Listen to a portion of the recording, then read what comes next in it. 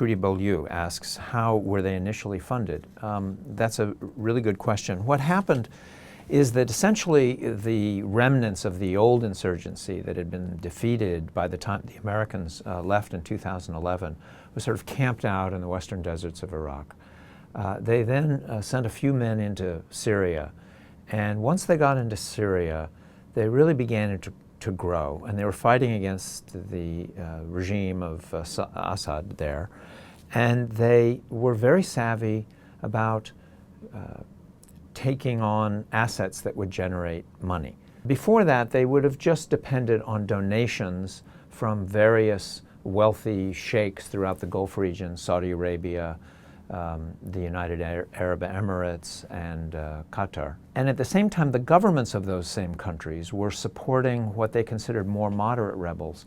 But again, there aren't really clear delineations between some of these groups, and some of that money sloshed around, and nobody was really too worried about where it was going, or they didn't monitor it carefully enough. And some of that money also got to ISIS.